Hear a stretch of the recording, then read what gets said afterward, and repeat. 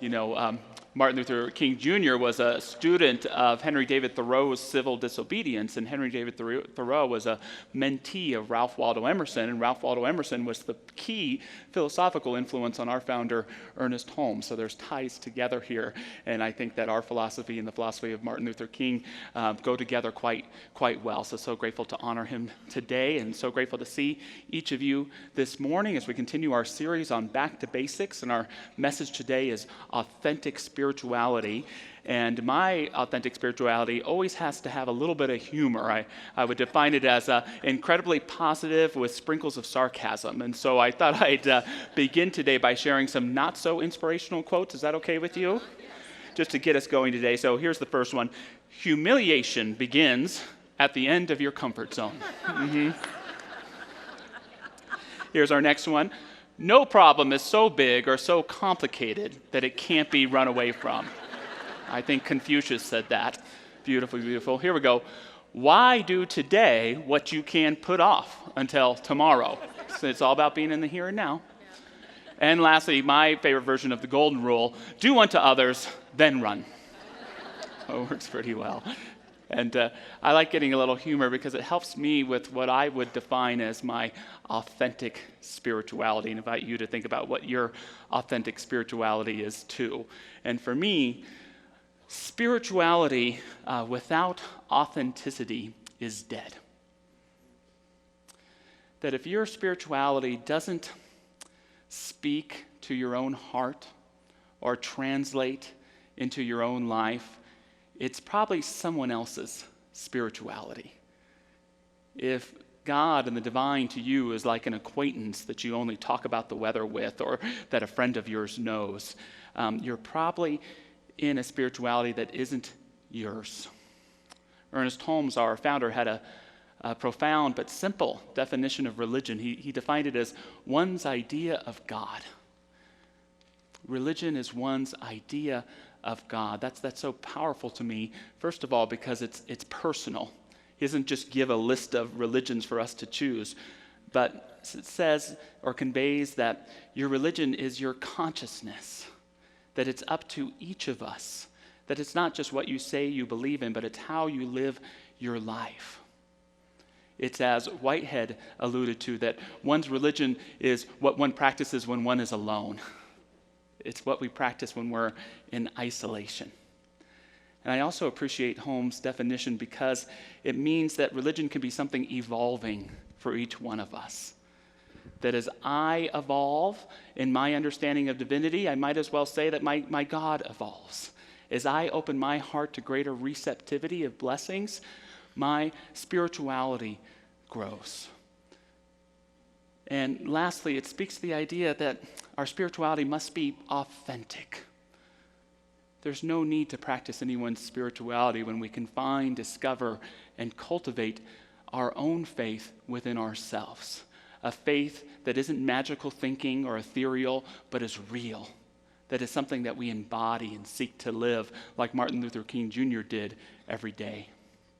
I also love a definition of faith by the author Robert Fulghum, who said, "Faith is a determination to keep in touch with the unnameable being that dwells in the heart of all existence, you and me included." Now, when we look at this word faith and what it means to live an authentic faith, there's lots of different definitions of faith. One definition of faith is that it's the religion you grew up in. What's your faith? Oh, I'm a Catholic, or I'm Jewish.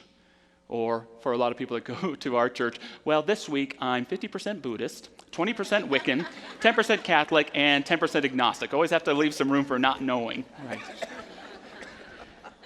And there's many of us who grew up and were held to the faith that we grew up in. It reminds me of an old Irish joke where a man asks another man, "What religion are you?" And he says, "Well, I'm an atheist." And the man replies, "Well, are you a Catholic atheist or a Protestant atheist?"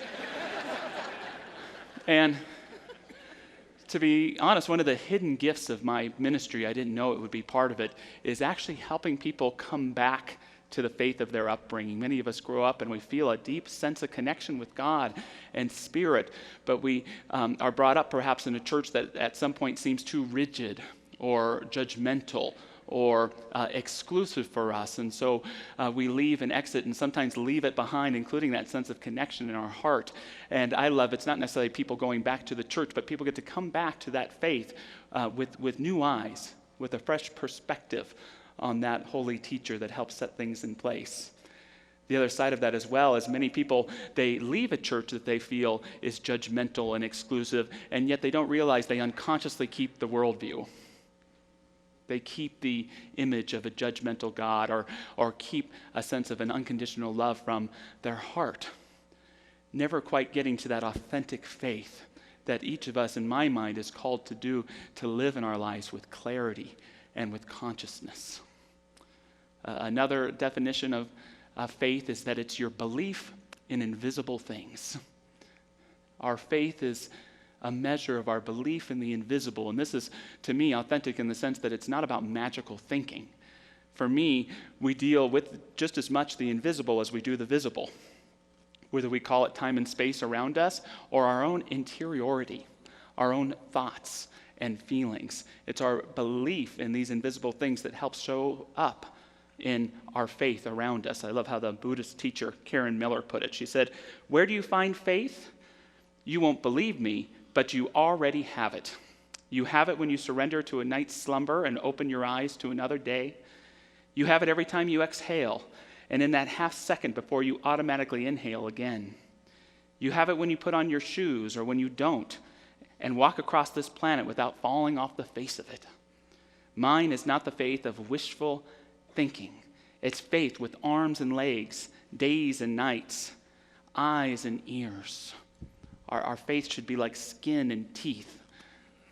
And for me, if I had to define my faith in invisible things, the thing that I have the most faith in, I believe in them more than anything else, and it's virtue. Virtues. Love, honesty, integrity, kindness, truth, harmony. In a pragmatic sense, this is me trying to be a good person, but in a spiritual or metaphysical sense, this is how I experience God in my everyday life. It's how I seek to bring that prophecy of heaven on earth in my own experience on a daily basis. And I have come to believe that my virtues, more so than any thinking or outlining, are the tools and the things that set the creative medium most into motion in my life. It's how I co-create my life with divinity when I identify and practice my virtues. I never know quite what the result is going to be, but it's almost always ultimately in my favor. I remember about 10 years ago, I was living in San Diego, California, and it was late one night, and I was outside of my apartment. I'm not sure if I was up to no good or looking for no good. I don't recall why I was outside that night. But all of a sudden, this pickup truck goes swinging around the corner, and it's going so fast that it starts to flip over several times and rolls up on its back upside down right in front of me. So a very scary situation, and I immediately notice that there's just one person inside, the driver, and he's struggling to get out of the driver's side window that's upside down there. And I can begin to hear the sirens coming, and you know how they say when you have incredible adrenaline, it adds to your strength? Well, that's what I'm hoping for, is I'm trying to lift this truck up so this man can get out, and he's able to finally wiggle out, and he looks at himself and makes sure he's in one piece, and he looks at me, and he looks to where the sirens are coming, and he looks at himself, and he looks at me, and he looks to where the sirens are coming, and he looks at himself, he looks at me, he looks to where the sirens are coming, and then all of a sudden, he starts running as fast as can be away, and about 15 seconds later, about 10 cop cars come swinging around. I think he went that way. And to this day, I'm still not sure if I saved a life or aided and abetted in the escape of a criminal in the state of California. I looked at the man, looked at the cop cars, looked at the man, looked at the cop cars, and I kind of took off myself too. Now, all that being said, in the same situation, would I do the same thing again? Absolutely, I would. And that's this idea of trusting your virtues. You know, I'm sure there's not a person in this room that isn't facing perhaps a choice in front of you. A difficult challenge, or perhaps a confrontation in a relationship that needs to be had, or just something in your life that's got to give. And what I would say is the essential question isn't what am I to do, but who am I called to become in this circumstance? Who am I called to become? Not what is the choice that I need to make, but what is the virtue that I'm called to embody? I tell you, if someone said to me, if you can lie and cheat, we'll let you into heaven, I wouldn't do it. But I'd follow my virtues into hell if that's where they led me, because I have such faith. And I can tell you that all the incredible blessings of my life, no matter how much I tried to outline them, have ultimately come from being willing to embody those virtues that I value and hold most sacred to myself. Ernest Holmes said, "We should believe that God is the invisible partner in our lives and affirm that divine love goes before us and prepares the way. We should permit ourselves to be guided, for there is something within us, deep at the center of our being, which knows what we ought to do and how we ought to do it." See, that faith in the invisible at some point is your faith in your own spirit, your faith in your own soul. Do you believe in it enough to bring it forth in those areas in your life, not just where things are going good, but where things may seem tangled or challenged? Now, there's a third definition of faith as well, and that's faith as a principle. This is an essential teaching of the science of mind, the idea that faith is a principle. And what is a principle? It's something invisible as well, but we know that it exists because it shows up. Gravity, for example. It's also something that's impersonal. It doesn't matter who uses it or why, it works for everyone, the good and the not so good. And lastly, it's changeless. It's always available, and it's all up to us how we use it. And for Ernest Holmes, yes, thought is creative, but ultimately it's this principle of faith. Wherever we place it in our lives, we are creating. Holmes goes so far as to say fear isn't the opposite of faith, it's actually the negative use of faith. And wherever we're putting this consistency, this power, this tendency of our belief, we're creating or co-creating our experience with this principle of the faith and the divine. And so I'd like to mention today what I would call the 3 C's of faith, the 3 C's perhaps of an authentic faith. And before I talk about them, I invite you to think about something that you're wanting to see demonstrate in your life. It could be a career change, it could be a new relationship, it could be a healing of a current relationship, it could just be a greater, more profound way of being you. And think about that in terms of these 3 C's of faith. And the first C of faith is clarity. Clarity.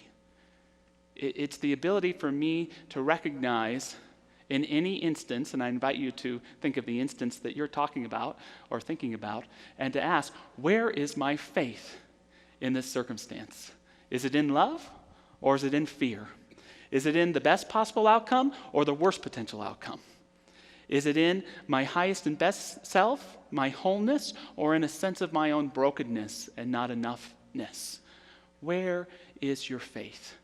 And when we clarify where that is, we have set that principle of creative and authentic faith into motion. The second C, consistency. The consistency of faith is that ability to say that my faith goes beyond, and so it is, amen. To translate into my choices, to translate into my actions. Not only am I clear on where my faith is, I'm going to practice it with consistency. Knowing what can demonstrate for me, believing in the highest and best for myself, and being as myself. So our ability to be consistent with our faith also propels that creative principle into action in our lives. And lastly, the third C of faith, conviction. My ability to trust wholeheartedly that this principle of faith is in action. Now, this is where my authentic spirituality comes in, because it may be different from yours. But for me, the faith isn't so much in what I'm telling faith to do. It's in the principle operating itself. Now, there are certain people, and I'm sure there's a lot of people in this room, and I have all the world of respect for you, who have that skill to act as if, to fake it till you make it. How many people are good at that? I think it's a great thing, and yet for me, it's not authentic. It doesn't work for me. I can't have a cold and be coughing and say I am well. I can't feel broke and pretend that I'm rich. I can't be angry or hurting and pretend to be happy and peaceful. It's just not something that works with my heart to be able to do. Now, if you can do that, again, authentically, I think that's an amazing thing. Keep it up. I'm not criticizing it. But for me, what I have to be able to do, and some of you may relate with me, is what I can do is I can trust that even though my experience might not be great, that principle of faith is in action. Yes, I'm feeling broke, but I know that abundance is. Yes, I'm feeling not enough, or I'm hurting or angry, but I know that peace is. I may not be feeling my whole self, but I know my wholeness is right there.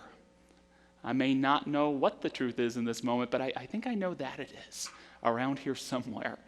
And that's conviction, to know that our faith is being operated upon by this divine principle, this spirit that we believe we co-create our lives with in this incredible teaching. Where is your clarity? Where is your consistency? Where is your conviction? Not just in the everyday nature of your life, but especially in those areas that may be challenging you or calling you. Someone who was a master of faith, in my opinion, was Martin Luther King Jr., especially as he approached the civil rights crisis in our country beginning in the 1950s. His clarity, we're all one. We're all sisters and brothers tied together in that single garment of destiny. Not just black or white, or didn't matter what religion it is or what gender you are, we're all to live as one in harmony. That was his clarity. His consistency, to seek to show up wherever injustice was appearing and showing up, to hold the clarity of that faith. He didn't know how it would demonstrate, but he knew that it would, and that was his conviction. To know that even in the darkest midnight, there can flower the dawning of some great fulfillment. His conviction, deep down in his heart, was to always know that God was with him. He had a mentor of sorts by the name of Sister Pollard, who would tell him sometimes after meetings when things seemed to be falling apart that if the white lawmakers didn't seem to like him, and perhaps even the black folks that were feeling tired from the protesting weren't liking him, he said, it doesn't matter who is with you, because God is with you. God is with you. And that was something he carried with him throughout his entire life. And on December 5th, 1955, Rosa Parks was arrested for refusing to give up her seat on the bus. And young Martin Luther King Jr. hadn't done any civil rights work yet, but was on the phone with a few other activists and decided to come from Atlanta, where he lived, to Montgomery, Alabama, where they would start a bus boycott. And it's important to understand that this wasn't just segregation in the bus system. It was a kind of cruelty that was going on. It was this type of system where one sort of people who are maybe even struggling in their own class feel the need to push other people down in order to lift themselves up. And so someone might be trying to get on the bus, and they might put money in the slot, and they'd have to get off the bus to go around to the back, and sometimes the driver would just take off. And it wasn't just that whites could sit in one section and blacks in another. If the bus filled up with white folks, the black individual would have to get up and give up their seat and get off the bus. No money returned or anything like that. So there was something disgraceful going on, something that would disgrace the soul. And the bus boycott was incredibly successful, and the white lawmakers at the time, they knew they couldn't defend the immoral nature of what was going on in the bus system, so they pinpointed Dr. King. He's just out for himself. It's all about him. That's what they would say in the press. They would call him in the middle of the night and make threats against him and his wife and children. They would blow up his house. At one point, he was arrested for driving 30 miles an hour in a 25 zone.